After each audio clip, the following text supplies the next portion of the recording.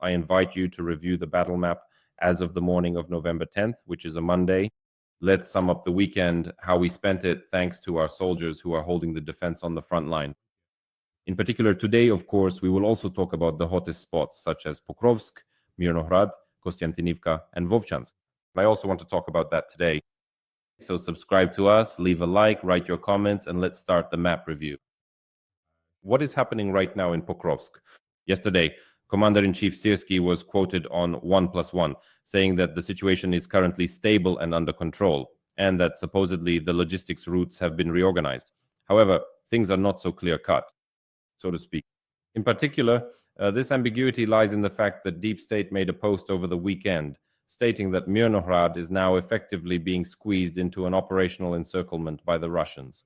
From the perspective that the Russians are advancing towards Myrnohrad from different directions, they are constantly being spotted in the settlement of Rivne, and the Russians are continuously advancing north of Myrnohrad.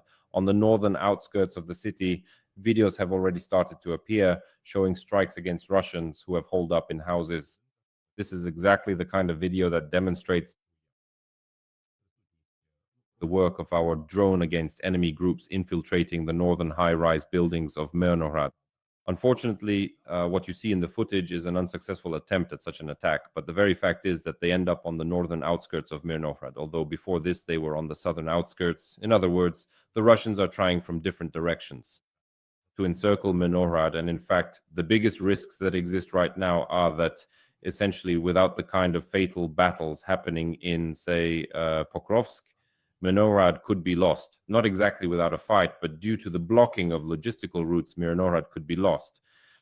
Recently, of course, there have been some successful and positive updates regarding Myrnohrad, in the sense that our soldiers are not allowing the Russians to gain a foothold in Rodensk, and this prevents the enemy from confidently claiming or advancing toward the operational encirclement of Myrnohrad. Although right now, objectively, there is a real danger that all the logistical routes to Myrnohrad will either come under enemy fire or fall under their physical control, these logistical routes to Myrnohrad. We don't even have an elevation, as we can see. Of course, it can't reflect the entire scenario of the current combat operations, but we can objectively see just how narrow the route is now through this so-called white zone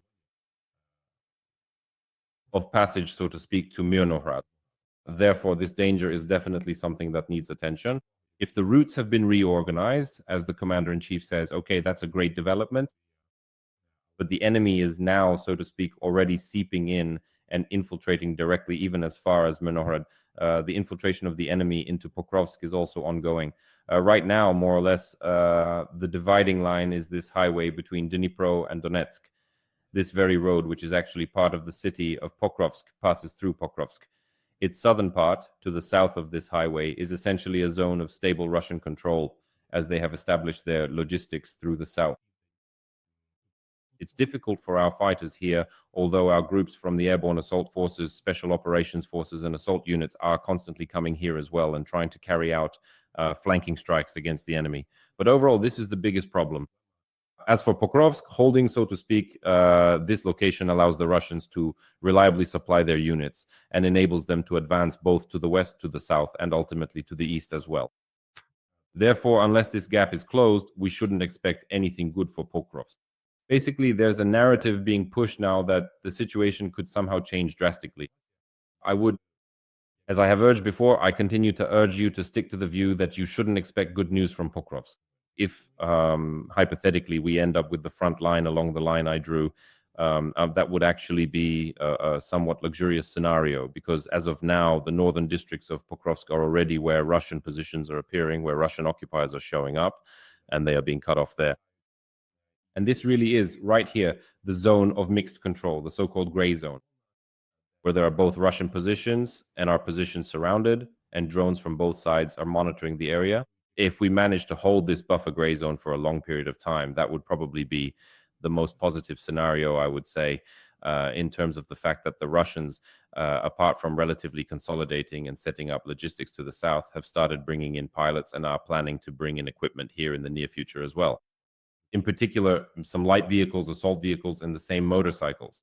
There have been such corresponding attempts, and if this is how the scenario and the situation of confrontation unfold, honestly, this would not be our worst case scenario, in terms of holding Pokrovsk, it would be worse if we had to retreat entirely into the fields to the west of the cities, even though there are defensive structures here. Also, a bad scenario could be if in Myrnohrad our logistical routes get blocked. But such a neutral, realistic scenario is to hold on to Myrnohrad, to engage in battles similar to those for Pokrovsk, but this time for Myrnohrad. When Pokrovsk is lost, to fight for Myrnohrad. But for this, it is still necessary to open up logistical corridors, which our soldiers are now systematically working on. The question of the presence of our troops in the southern part of this pocket in the area of Suky Yar and Lysivka still remains unresolved. Well, let's not get ahead of ourselves here. Maybe there will be some more or less positive news soon. We'll see how things develop here. But as of now, as we can see, even on the deep state maps, there aren't really any positive changes, so to speak. That's the situation in Krovsk. In other words, the battle continues. Last week, a decision was made to hold these agglomerations, and this decision continues to be implemented as of now. In essence, in a broader sense, is just as was discussed a week or two ago. Actions are being taken to cover the withdrawal of our units, but it's not a rapid retreat. It's a very gradual one, very costly for the enemy, very resource intensive for the enemy. All of this is actually being carried out right now, at this very moment, in the Okrovsko-Myrnohrad agglomeration. Today, I would also like to draw attention to, let's talk about Kostyantynivka, because recently the enemy has started to focus more actively on Kostyantynivka. There's even a video circulating online from their drone, from their FPV drone, which is flying somewhere to attack, and at the same time captures the impact of cabs on apartment buildings in Kostyantynivka. Two cabs, and just look, they hit the apartment building with pinpoint accuracy. So it seems the Russians have no issues with guiding their cabs. Certain conclusions can be drawn, which is probably for the better, because this drone records everything. Whether it happened by chance that it recorded this, or whether the Russians wanted exactly that, to intimidate us by showing this video, I don't know. But the fact remains that now the enemy is paying more attention to Kostyantynivka, and the enemy is advancing from the area of Alexander Shultin towards the eastern outskirts. Well, advancing how? They've actually been stuck here for quite a while, just sitting in position. Stuck, yes, but recently the Russians have been showing some additional activity here in the Kostyantynivka direction. At the same time, our forces are at least trying to hold the other flank of the advance towards Kostyantynivka, specifically from the Chasiv Yar area, particularly on the southern outskirts of Chasiv Yar. Let me remind you, this is the Shevchenko district, workshop number 2. In the south, our troops are still present here, and even recently, some OSINT analysts were somewhat surprised to find that in areas marked red on the maps, it turned out that our positions are actually there. How did this become clear? Because the Russians showed footage of them striking those areas, and it turns out that obviously our positions are there. Although, again, everything is so hybrid and intertwined on the front right now that these gray and red zones are very much like this. Our positions are interwoven with Russian ones, and on top of that, everything is covered with a cap of drones. That's what it all looks like. It's a very difficult situation in terms of managing such troops, in terms of the presence of positions. Right now, in fact, infantry positions on the front line are simply observation posts where soldiers try not to give themselves away and at least somehow relay information. But the more time passes, the less important the infantry becomes. Even though the infantry bears the hardest burden of the fighting, its significance is decreasing. Honestly, I still can't find for myself an objective answer to this question that exists in the minds of many people. Why are infantrymen still needed on the front line? And why isn't everything being replaced by more and more drones? From the point of view that an infantryman now is just, well, a target. Maybe there's supposed to be a kind of lightning rod, something that draws the fire of those drones that are flying 24/7 and striking. But excuse me, if people are supposed to be that lightning rod, then let's rather make machines for that. Maybe right now we're really experiencing this transitional period when machines will be present on the front in greater numbers, and they will become target number 1, while operators at distances of 10 to 15 kilometers in a relatively safer zone will control these machines, these same drones. And the front will actually shift, not as a clear line of contact, but as a kind of gray zone that moves left or right depending on who has the better means. Whoever gathers more robotic or unmanned systems in a particular direction, whoever controls them better, whoever has better operators, and the role of infantrymen on the front will, well, I hope, God willing, that after so much has happened, they won't be there anymore. That is in the ideal scenario. That is, all those who explain say that an infantryman is needed to mark, so to speak, to show that this is our territory, or that wherever the boot of our soldier stands, that's our territory.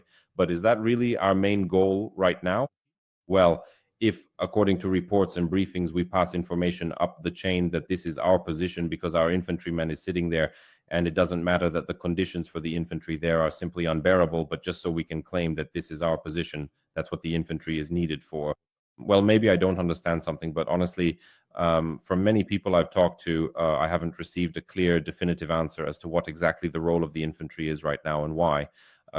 Maybe the only option at the moment is that we're still in a kind of situational transitional period until the number of those same UAVs is sufficient at the front. Objectively, that's the case right now, but this must somehow transform in terms of quality. It definitely has to change. So Kostyantynivka, Pokrovsk. Today, I also want to talk about Vovchansk because objectively, the situation here is not very pleasant. So what has happened in Vovchansk recently? The city of Vovchansk, to be fair, in the city itself, which is already extremely destroyed, the enemy is being eliminated in huge numbers. And this is evident even in the footage, literally in the latest footage, which the 57th Motorized Infantry Brigade, or rather the Infantry Brigade, was directing fire. And you can see how the enemy infantry is being destroyed right in Vovchansk itself. I can't show this video here because there are a lot of strikes on the enemy happening, but I am showing it on my Telegram channel. You can go and watch it right after this review ends. The Wolfhounds unit of the 57th Motorized Infantry was striking Russian infantrymen who were moving around in Vovchansk and was destroying them in large numbers. In fact, you can see on the screen now how to subscribe to my Telegram channel. You can type it into the Telegram search bar at @Pekhno_news, or you can find the link to my Telegram community in the description of this video, so feel free to join there. So in Vovchansk itself, the problems are not as significant as on the flanks of Vovchansk, because now, well, first of all, the first thing worth mentioning is that in recent times, according to the General Staff's reports, the so-called southern Slobozansky direction has started to stand out in second place right after Pokrovsk. This is precisely the Vovchansk, the southern Slobozhanshchina area, because northern Slobozhanshchina is Sumy region, and further south is Kharkiv region, and here it gradually comes out, at least in some places. Over the past week, there were twice when the southern Slobozhanshchina direction was in second place among the leaders in terms of the number of assaults and enemy activity. Why? Because, as I mentioned back in the summer of this year, we once had a very unpleasant situation with the enemy advancing north of Tike, the Vovchansk Khutors. That is the right flank of the Vovchansk defense, and accordingly, with the enemy's advance into the flank in the wooded areas, specifically in this region, because here, to put it mildly, there was not enough attention from the command regarding resources. In the end, how these resources were used here, how people were used here, including those among convicted individuals who expressed a desire to serve in the armed forces of Ukraine, all this was described by the former spokesperson of the Krematorsk border detachment, who fought here with his state border guard service units. He is a well-known Telegram blogger, Chornilo, and he described the situation here, how it unfolded, and in reality, it unfolded very badly. And this was the right flank for Vovchansk, where a kind of opportunity was created to form, let's say, a pincer to encircle Vovchansk. Recently, towards Sinelnikov is right here, where the Chehelny lineman is located. A pincer also began to form near the next settlement, and to the left of Vovchansk, on the left flank of our defense, because the occupiers moved here across the rivers that flow in this area, the Siversky Donetsk River, which flows from the Belgorod region further into Ukraine, and the Vovcha River, from which the city of Vovchansk ultimately gets its name. Accordingly, it was precisely because of the movement of Russian soldiers in this direction, specifically due to their crossing in this area, that a strike was carried out on the dam of the Belgorod Reservoir. As a result of this strike, the rivers here overflowed, trenches were flooded, and dugouts were inundated, which objectively slowed down the enemy's advance. However, starting from last week, when it generally became clear that this strike on the dam would only have temporary effects, the result was a slowdown in the Russian advance. It was necessary either to build on this success or to do something else. Obviously, the Russians recovered, adapted to these conditions, and are now continuing their offensive starting from last week. Specifically, this is happening near Sinelnikova on the left flank of the defense of Vovchansk. Accordingly, I'm not saying that this is already a full encirclement, envelopment, pincers, or anything like that. No. This is still taking shape. It's a trend, so to speak, to form these kinds of pincers around Vovchansk, and there are certain risks. Last week, I mentioned, referring to Western analysts who study engineering structures, that, to put it mildly, since 2024, not many new engineering fortifications have appeared in Vovchansk. So there are risks, and this needs to be highlighted, including in the public space. But let's not just dwell on that. It's sad. Let's talk about something good. The good news is that the Crimean Peninsula continues to be demilitarized. Specifically, these are mid-range strikes carried out by our fighters, mainly the Special Operations Forces, the Security Service of Ukraine, and the main intelligence directorate. In particular, over the weekend, the Special Operations Forces released a video showing how they used FP2 mid-range strike drones to hit enemy targets in Crimea. A launcher of the S-400 Triumph surface-to-air missile system, which, as you can see, is burning after being hit by our drone. The S-400 is probably the best Russian surface-to-air missile system. It is designed to detect aerial targets at long distances. In particular, some say it can also work against ballistic missiles, but that's not certain. And the second target that was hit was the ammunition depot of the 18th Army of the Russian Federation. In the village of Udakne, which is near Simferopol, 2 such sites were struck. However, these are footage from a month ago. They were hit a month ago. But the very fact that this sector of mid-range strike drones, which I reported on and explained last week, is now very important and is operating in Crimea. The drones, in particular the FP2, are produced by the rather controversial manufacturer Firepoint, which owns Flamingo. Although, by the way, it's possible that even Flamingo carried out strikes on the Voronezh thermal power plant in Belgorod recently, because there were definitely missile strikes there. But when it comes to long range and medium range drones, Firepoint is actually a market leader to some extent. FP1 and FP2, there are some questions about Flamingo, but FP2 are mid-range strike drones that perform very well in Crimea, for example. And just recently, the strikes you saw were carried out by them, as were the strikes last week on the Shahed base in Donetsk. As I understand it, those same drones were also used here.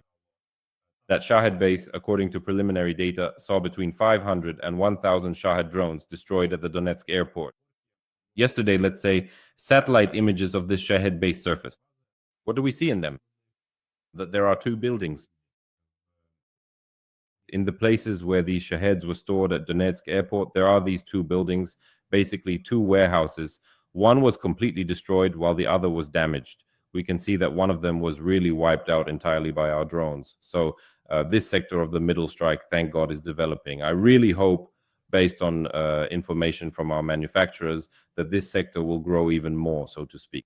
So as the need to develop this element of our strike capability grows, there will be even more of these drones appearing and even more fortifications being built. By the end of this year, there should be significantly more drones of this type. I really hope for that, and we are counting on it. So with this good news, I'll wrap up today's review. I hope you'll give it a like, leave a comment, or subscribe. Thank you for your attention, friends. All the best.